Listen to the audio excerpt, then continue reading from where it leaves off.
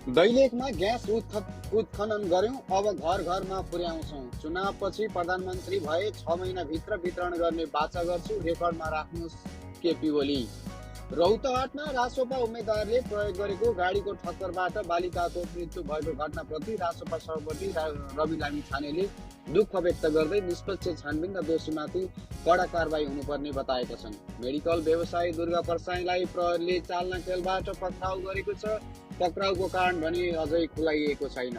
ललितपुर महानगर प्रमुख चिरीबाबु महर्जनले पाटन अस्पतालसँग स्वचालित स्वास्थ्य कार्यक्रमको बिमा भुक्तानी सरकारले नगरे महानगरले नै तिर्ने प्रतिबद्धता जनाएका छन्। हाम्रो सन्तानको भविष्यलाई मध्यनजर गरेर एजेन्डा र वाचा पत्र आउनेछन्। मोरङ क्षेत्र नम्बर 3 का उम्मेद्वार गणेश कार्कीले भनेका छन्। मतपत्रको छपाई प्रगतिले प्रतिनिधि सभा निर्वाचनप्रति थप उत्साह बढाएको छ।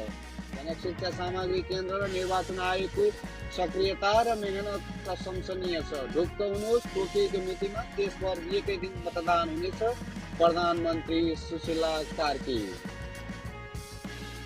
उद्योगहरू देशको मेरुदण्ड हुन्। उद्योगहरूले विकासले देशमा रोजगारीको अवसर सृजना हुने, राष्ट्रिय आय बढाउन सहयोग गर्ने साथै देशको आर्थिक समृद्धिमा महत्त्वपूर्ण भूमिका खेल्छ। उदयपुर सिमेन्ट जस्तो उद्योगलाई राज्यले संरक्षण तथा प्रबन्धन गर्नुपर्छ। अस्ति मधेसमा जाँदा मैले साथीहरूलाई भनेको छु, अब की बार यो सरकार भन्ने नारा लगाउन छाडिदिनुहोस्। नारा लगाउने भए अब की बार 100 पार भन्ने नारा लगाउनुहोस्। गगन थापा, रासोपा वरिष्ठ नेता बालेन शाह सिन्धुपाल्चोक क्षेत्र नम्बर 1 का भरत पराजुलीसँग खाडीचौरमा भेटघाट गरेका छन्।